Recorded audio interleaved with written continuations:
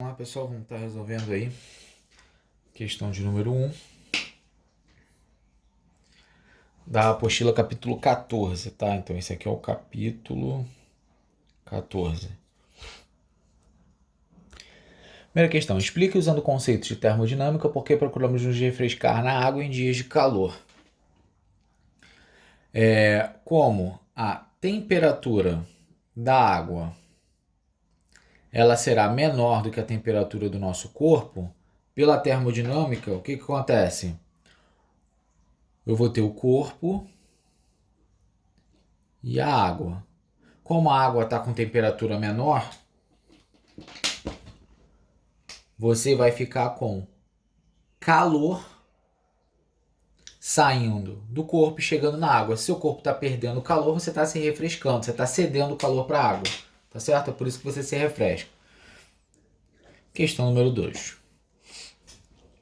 Faça as devidas conversões de temperatura de maneira aproximada.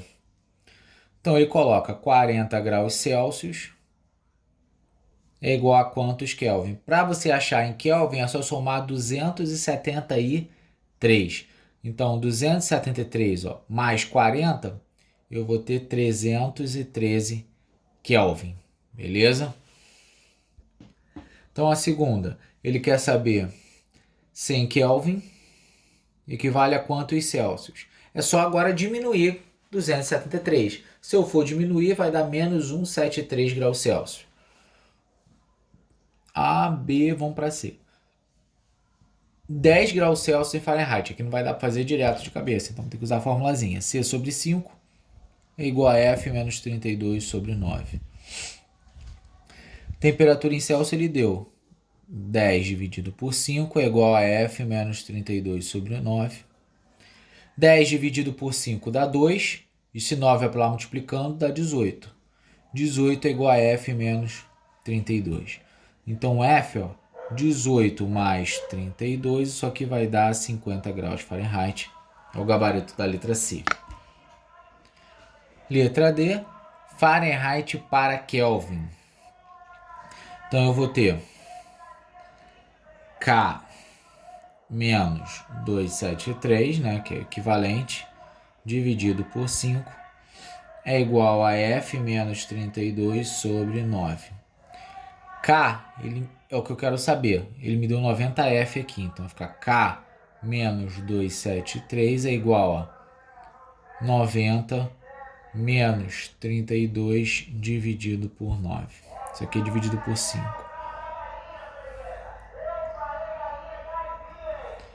90 menos 32, isso aí tá dando... Então, continuando, vamos lá. Se eu fizer isso aqui, tá dando 58 dividido por 9. Isso aí é aproximadamente 6,4, já que ele falou que podia aproximar 6,4. Vou multiplicar por 5, que é o que estava do outro lado. Então, o K vai ser igual a 273 mais 6 vezes 5, 30, 32. Resposta, então, 305 Kelvin. Beleza? Questão número 2, vamos para a questão de número 3. Isso aí é a aplicação direta da fórmula, né? Então, Q é igual a mc delta T. A massa, 20 gramas. Calor específico, 1. E a variação, 60 menos 30. Aqui vai ser igual a 20 vezes 1 vezes 30. Isso dá 600 calorias. Beleza? Então, esse aí é o gabarito dessa questão. Só que ele quer que isso seja em Joule. Como ele quer em Joule, é só multiplicar esse 600 por 4,18. Isso vai ser igual a 2508 joules. Beleza? Então vamos para a próxima questão, questão de número 4. Então a questão 4 é uma questão teórica. Explica o que está errado na seguinte afirmação. Nossa, no verão faz tanto calor que as roupas até secam rapidinho no varal. Na verdade, o que acontece é que no verão tem mais incidência de radiação solar. Então a temperatura fica mais alta. Isso facilita a troca de calor com a roupa. Então é isso aí que acontece, beleza? Questão número 4. Questão número 5.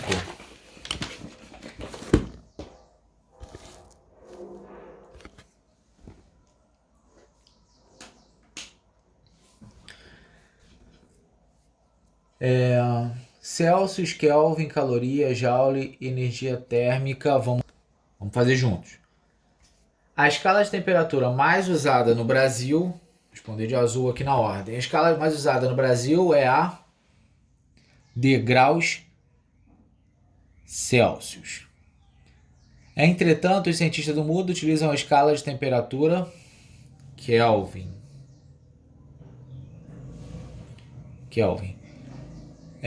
No Sistema Internacional de Unidades. Algo muito parecido acontece com a energia térmica. O calor geralmente é medido em caloria. Mas sua unidade no sistema de medida da SI é o joule. Em geral, as pessoas confundem bastante o conceito de calor e temperatura. O calor está associado à transferência de energia. Enquanto temperatura, médio grau de agitação das moléculas. Então essa é a sequência aí que nós temos na questão de número 5, questão de número 6. Essa questão aí é a questão basicamente de aplicação, né? C sobre 5 é igual a F menos 32 sobre 9, que é igual a K menos 273 sobre 5. Então, uma formulazinha aí que você escolhe duas, né? Essa com essa com essa, ou essa com essa, para poder estar convertendo. Então essa aí é bem tranquila. Vamos para a próxima questão de número 7. Próxima questão. Sabe-se que a temperatura média do corpo humano está entre 36 e 37. Júlia decidiu então viajar para os Estados Unidos e verificar essa temperatura. Ao verificar o termômetro, encontrou a leitura que consta na imagem a seguir. Júlia estava com febre? Então vamos lá. A temperatura tem que estar entre 37 graus e 36 graus Celsius. Só que a temperatura da Júlia estava 98 graus Fahrenheit. Vai ter que converter. Vamos usar essa aqui. C sobre 5 é igual a F menos 32 sobre 9. C sobre 5, a temperatura dela 98 menos 32 dividido por 9. Que vai dar C sobre 5 é igual a 66 dividido por 9. Então, calculando aí, isso aqui simplificando por 3 dá 22 e aqui deu 3. 5 vezes 22 dá 110. 110 dividido por 3 dá 36,6 graus Celsius. Logo, ela não estava com febre. Beleza? Vamos para a próxima. Questão de número 8.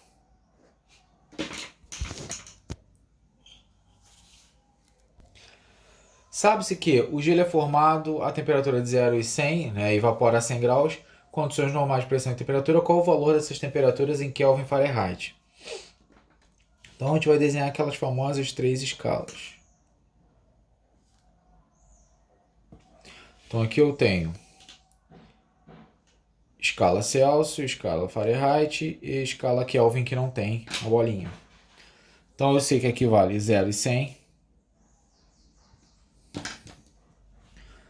Isso aqui vai ter 32 e 212.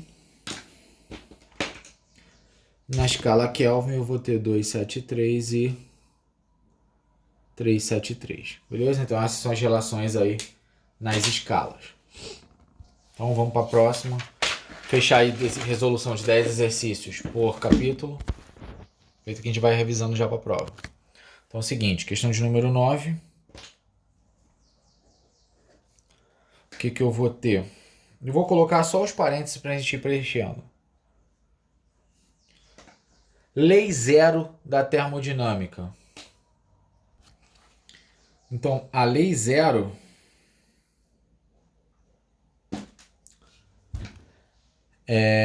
Olhando os parênteses, né? Aqui eu estou falando de conservação, esse aqui é entropia e esse aqui é equilíbrio.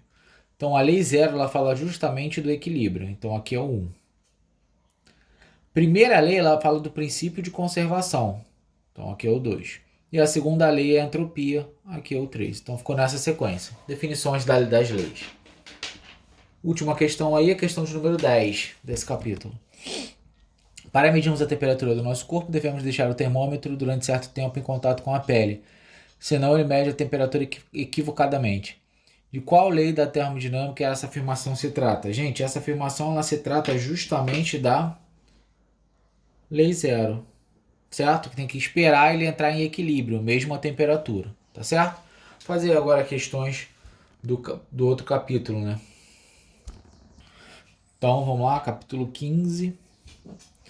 Primeira questão, ela fala o seguinte. Com o auxílio de uma calculadora e utilizando os dados da massa e do raio da Terra, mostre que o valor da aceleração da gravidade que atua sobre a superfície terrestre é aproximadamente 9,8. Então, para fazer isso, a gente vai precisar, número 1, força gravitacional é G vezes mzinho sobre d ao quadrado. Só que essa força é justamente a força peso, né? Pode considerar massa vezes gravidade. A gente consegue cortar essas massas. Então, o valor do meu G, que vai ser a constante, vale 6,67 vezes 10 elevado a menos 11. Vezes a massa, 5,972 vezes 10 elevado a 24. Isso dividido pela distância ao quadrado, que vai ser 6,378 vezes 10 elevado a sexta. Vai ser igual à gravidade que a gente vai descobrir. Então a gravidade ela vai ser igual a, vamos lá, 10 a 24, 10 a, só diminuir os expoentes, né? Vai dar 24 menos 11, isso aí está dando 13. Então aqui eu vou ficar com 6,67 vezes 5,972. Tudo isso dividido por 6,378 ao quadrado. Esse cara é 10 a 12. Então 10 a 13 menos 10 a 12, né? Divisão de potências de mesma base, isso aqui vai ficar vezes 10. Beleza? Se eu resolver esse problema, né? Fizer as multiplicações aqui e a divisão por esse termo, eu vou encontrar que isso dá 9,79. Isso é aproximadamente 9,8 metros por segundo ao quadrado. Questão de número 2. Questãozinha teórica. O que acontece quando a aceleração da gravidade, com a aceleração da gravidade quando começamos a nos afastar da superfície da Terra? Então a aceleração da gravidade diminui, certo? Então ela vai diminuir aí conforme a gente se afasta dessa superfície. Questão de número 3. Qual a diferença entre heliocentrismo e geocentrismo? Então, heliocentrismo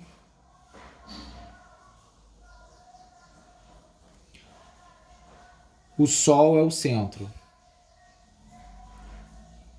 certo? Geocentrismo, a Terra é o centro. Quando eu falo é o centro, eu estou falando que tudo gira em torno dela, né? O sistema planetário. Aqui estou falando que os planetas giram em torno do Sol e aqui seria tudo, inclusive estrelas, tudo gira em torno da Terra. Então as duas teorias aí. Vamos passar para a próxima, questão de número 4. Então aí ele está colocando, ó, se vocês forem observar aí o esquema, a Terra no centro de tudo. Então essa teoria ela é conhecida como geocentrismo. E ela colocava a Terra como centro do sistema solar. Ou seja, tudo girava em torno dela. Você sabe que hoje em dia, né, a teoria aceita mesmo a heliocêntrica, tá certo? Isso aqui é o que pensava no geocentrismo. Essa é a questão número 4. Questão número 5.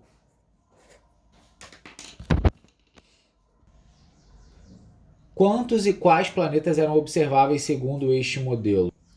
Então, se a gente for observar o modelo até representado aí, nós conseguimos observar 6 planetas. Quais são esses planetas? A gente vê Terra, a gente vê Mercúrio,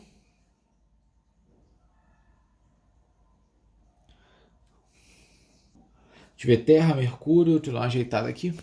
Terra, Mercúrio, Vênus, Marte, vou colocar embaixo, Marte, mais qual aí? Júpiter e Saturno.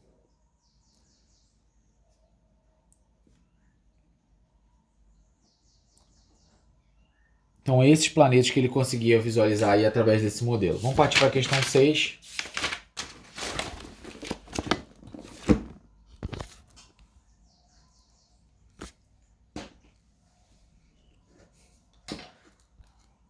Questão 6. Diga pelo menos 2 limitações ou hipóteses equivocadas apresentadas neste modelo. Então, existem várias aí que a gente pode apresentar. Ele coloca a luz como sendo um ponto aí no sistema, por exemplo. Ele coloca a Terra no centro e, na verdade, a gente sabe que a teoria aí hoje aceita e comprovada é heliocêntrica, que o Sol é o centro de tudo. Eles constavam aí apenas 6 planetas, quando na verdade aí existem 8 e alguns planetas anões. Então tem muita coisa aí que pode ser abordada. Então vou deixar como resposta pessoal, mas eu coloquei algumas aí para vocês. Vamos para a questão próxima, questão número 7. A luz aí, inclusive, foi bem complicada. Então vamos aí calcular a questão de número 7. Faça um desenho que esquematize a teoria heliocêntrica. Pois aí, o desenho tem que seguir mais ou menos esse padrão, né? Tem que conter o Sol no centro. E eu ter aí planetas girando em sua órbita.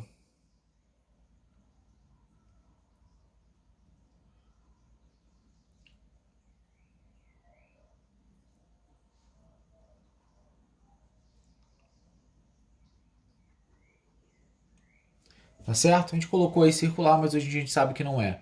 A gente teria estrelas aqui no entorno, né? Então aqui seriam os planetas. A gente colocaria aí dos planetas. Mercúrio, desenhado pelo M. Aqui a gente colocaria Vênus. Aqui a gente colocaria Terra. Aqui Marte, Saturno. A gente poderia continuar, né? Colocando os outros. Então a gente teria aqui ainda, dentro das suas órbitas, a gente tem Júpiter, né? Na verdade, primeiro Júpiter, Saturno, tem o planeta anão, tem o Plutão, então seguiria aí essa tendência. Vamos fazer a última aí, né? De hoje, questão número 8, questão de conta, de cálculo. A 8 ele fala o seguinte, vamos lá, deixa eu abrir aqui. Questão número 8. Com o auxílio de uma calculadora usando a equação da força gravitacional, determine a intensidade da força de atração da Terra e ele me dá os dados aí. Então vamos calcular. Força é igual a G, Mzão, Mzinho, sobre D ao quadrado. O G, 6,7. Né? Vamos aproximar 6,7 vezes 10 a menos 11.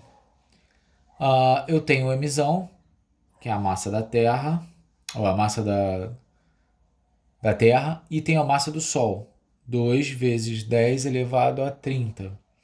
Tudo isso dividido pela distância entre eles, 1,5 vezes 10 elevado a 11, e isso aqui está ao quadrado.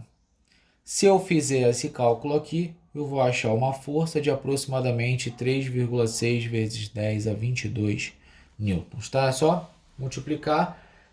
Esse aqui, ó, 30 mais 24 dá 54, 54 menos 11 dá 43, 43 menos 22, 44 menos 22, achei 22, eu consegui resolver meu problema, tá certo? Então essa é a questão 8. Próxima aí já vão ter prova se aproximando, então aí ficou o gabarito dessa questão, beleza? Boa prova aí a todos semana que vem.